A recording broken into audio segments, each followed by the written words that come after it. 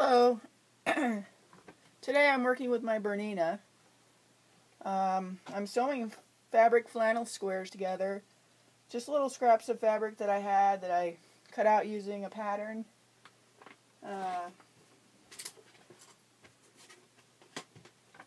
As an example, here's the little square that I use. Just hard plastic. And here's some flannel that was used for something else, and this is just a remnant basically. And then I cut it out with a rotary cutter, around the perimeter. And here's my, let me grab it down here. I cut at the other end of my table and sew at the end I'm not cutting. So I literally have a cutting mat under here and use my rotary cutter and cut around it to make the square. And hopefully one of my future videos will be a little bit better because I'm lacking a tripod right now for filming. So anyway, I've got this stack of squares that I have cut out of scrap fabric. Flannel is my choice today. You can do this with any kind of fabric.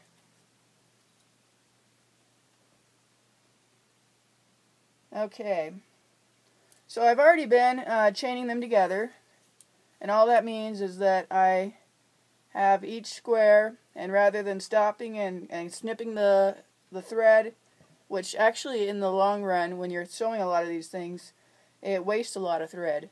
So all I do, and hopefully you can see well with the lighting, is just leave a little bit of space and then put my next two squares on, and so they're held together just by a tiny piece of thread. And when you get a whole bunch of them together, it kind of looks like a happy birthday banner you'd hang on the wall, but I just call them that I'm chaining them together. There might be a fancier word, but that's my terminology. Okay, so last time I did a video, I noticed that it was difficult for you guys to see because of the light down here under the Bernina. But basically what you're doing is you pick two fabrics. Here they are. I've got one with cars on it and one with chevron. And you stick them where their bright sides are together, like a sandwich. So bright sides on the inside, stick them together, and because they're flannel, they actually do stick together quite well. You wouldn't need to really pin anything here because it's such a small piece of fabric. And I lift the foot and I slide it under just enough so that I know the needle will be sewing into the flannel. Put my foot back down. This isn't a requirement, but I like to back stitch at the beginning and at the end, just because I put so much work into my quilts, excuse me, that, I want to know that they're going to stay together. Now I realize in the long run when you actually are putting your quilt together, it's going to be, pretty well sewn. And the fact that you'll sew on all four edges once you put all your pieces together, the likelihood of it coming undone is pretty slim.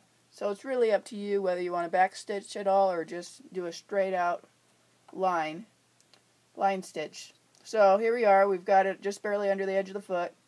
I like to give my squares a 1/4 inch edging because I sew enough that I don't feel I need a 1/2 inch, and so a 1/4 is just fine for me. So literally my flannel is pressed up right to the very right edge of my foot, and that will give me a 1/4 inch. So I start sewing.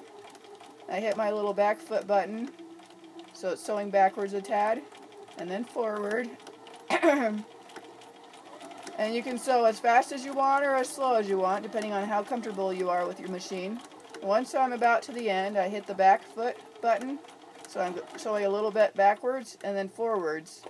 And once I come to the end of my fabric, I'm done. Now I can either take it off and cut the thread, or I can just leave it there and I'm creating another chain.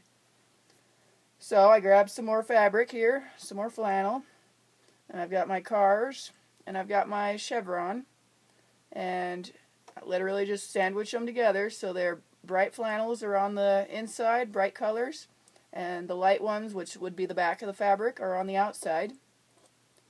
So bright's on the inside. I lift up the edge of my foot, stick it down, and begin to sew again. When I get to the end. Now, I don't know if you can tell if you've done a lot of sewing, but my machine is starting to sound a little rough. Like, next time I change out my bobbin, that I need to re-oil and loosen things up a bit with oiling. And make sure I get out all my little flannel fluffies that seem to develop in my little chamber down here. So, just to show you what this looks like, I'm going to pull it off.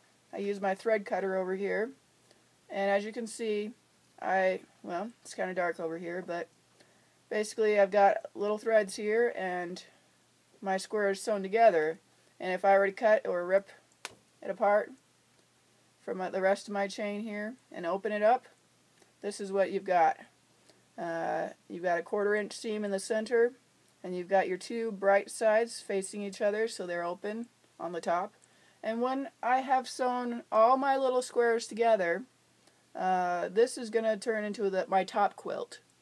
So all that means is it's the very top of my quilt. With flannel, you don't have to have a backing, you don't have to have batting on the inside to give it thickness. You can if you want. If you're in a really cold, wintry climate, maybe you want to add batting. There we go. Maybe you want to add batting in the middle, and then your back piece of flannel. So it'd be something like this. Kind of make a sandwich. Your batting, and then your flannel. And then that gets all sewn together to make your quilt. But anyway, it's really optional what climate you're making it for. If it's just going to be a baby receiving blanket or something like that, you don't necessarily need batting in it. It doesn't need to be a big quilt. So anyway, this is how your squares will turn out in the end. You know, when you started, it looked like this, where your bright colors were on the inside. I made my 1/4 inch seam, which is just one straight line to stick them together, and open it back up, and that's your flannel square. And so anyway, this is what I've been working on for a while. I really enjoy doing this in my free time, and like I said, I've got these patterns here that I work with and use any of the extra fabric that I've got, and I make all of these squares. And it's really cost effective because it's stuff that I would have otherwise just thrown away, and here I can end up actually making a quilt. And now if you're the kind of person who would go kind of crazy sewing a whole bunch of tiny squares together, because looking at my measuring tape down here, these squares are probably about 3 inches by 3 inches, give or take a little, maybe 3 1/4 by 3 1/4. If that's not the style of sewing for you, that's okay.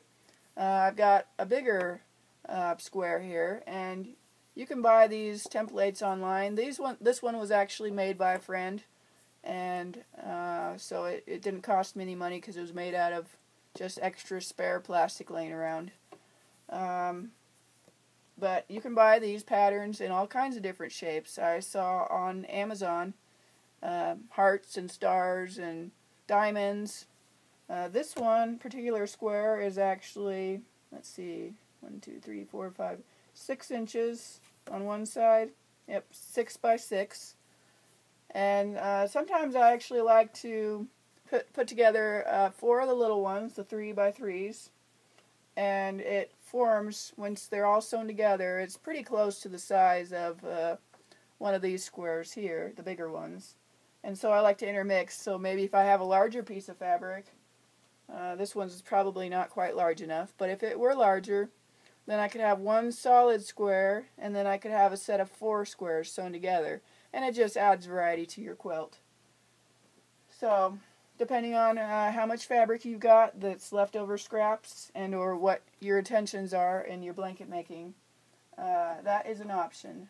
Now, let me grab some of these scraps over here. These are just a little bit of a side note from this video. These are scraps that were not big enough for my little square to make squares and sew them together for blanket squares. But maybe these are big enough for something else. I was thinking yesterday that, you know, maybe I could put together a little miniature quilt for a Barbie, or a tablecloth, or maybe Barbie wants to go on a picnic, a sleeping bag, or, you know, they have those little critters nowadays that kids play with, little velveteen critters. So anyway, I've got a lot of different pretty fabrics here that I otherwise would have just been tossing in the trash or burning in the fireplace. And, you know, there's a lot of, basically the ideas are endless on what you can do with all these scraps that are too small for what you might want, but too big to just feel good about throwing out. These days I know fabric is only getting more expensive and more expensive, so, you know, it's an option based on what your budget is. But anyway, let me flip this light out over here. Looks like I have to turn the machine off to do that. And I don't know how the brightness will turn out here, but let me just show you again, recap what I did. I put two pieces of fabric together with their brights on the inside. That way, in case the lighting's bad, you still get the gist out of this video. And with the brights on the inside, stick them on top of each other. It doesn't matter which way you turn it, you know. And then you determine how big of a seam you want. If you want a 1/2 inch, you know, if maybe you're a very beginner, I'd go with a 1/2 inch, just that way to make sure that you don't accidentally sew off your fabric and maybe you don't have a part of it that's attached or sewn. Just a little bit of extra insurance if you're a very beginner. But otherwise, I give it a 1/4 inch seam, and just literally it's a straight line. If you want, you can back stitch at the beginning and back stitch at the end. All that means is that you go backwards a little and forwards, and it just gives a little extra secure on your stitch. If you're not worried, no biggie, just a straight line will do. Then you open it up, and that's what your finished product will look like. And I've got transportation cars on one side and chevron on the other. And this will look really cute when it's all put together. But for now, this is what I do. And in a future video, I'll show you connecting. I'll make a video of how I connect these two to, say, 2 other squares, and how it comes together to make a quilt. Now this would be kind of a busy one because I've got primary colors on the bottom and, you know, gray and light blue on the top, but it's still possible. And as crazy as it sounds, you can put together all kinds of crazy fabric colorings, and once they're all together and assembled, it actually looks really cute. So don't trick yourself out of thinking that all your colors have to be the exact same chromatic scale, or that you know, you have to use only the same 3 colors. Really, the sky is the limit. So anyway, that's my video for today of sewing 2 pieces of flannel squares together and how you would go about doing it. And I'm using a Bernina once again. Thank you.